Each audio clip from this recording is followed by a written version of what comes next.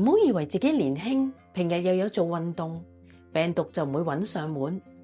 歌手許廷鏗最近就喺社交平台毫無保留咁樣公開咗自己一堆非常震撼嘅相片。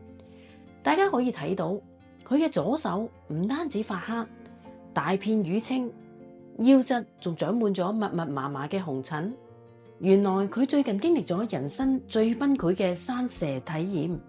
佢形容簡直係活生生咁被針刺、被電擊一樣。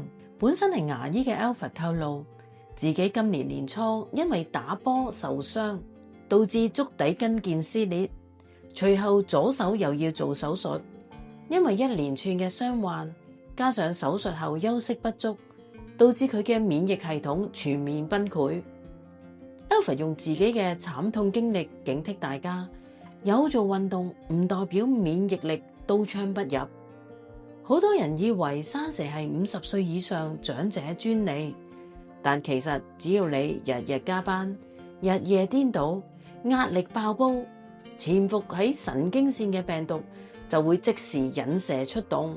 其實娛樂圈中因為瘋狂捱夜拍劇、壓力同埋操勞過度而生蛇嘅藝人真係多不勝數，而且一個比一個慘烈。首先係小恩子黎瑞恩，當年生蛇病毒直接發喺眼部周圍同埋眉心，一開始仲要係生眼瘡，結果病情反覆，唔單止面臨毀容危機，更差啲盲眼失明。仲有草蜢蔡一傑，佢嘅生蛇症狀更一發不可收拾，紅疹從頸部、胸口、手臂一路蔓延到頭部。佢形容嗰種神經痛簡直係10級劇痛，痛到命都冇。阿妹劉佩玥同樣未能幸免，喺拍劇日夜顛倒期間中招。佢形容半夜突然被劇痛痛醒嘅感覺，就好似活生生被煙頭辣一樣。所以話工作真係要量力而為。正如身為牙醫嘅許廷鏗就提醒大家，唔係要等到牙痛先至睇牙醫。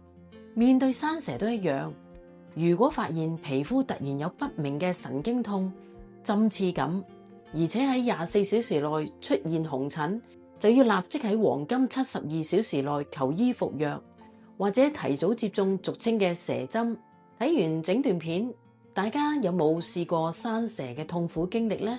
或者身邊有冇日日捱夜嘅朋友啊？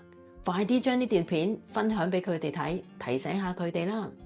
歡迎收聽娛樂，記得訂閱我哋嘅頻道，帶你追蹤最新最真嘅娛樂新聞。我哋下一條片再見啦！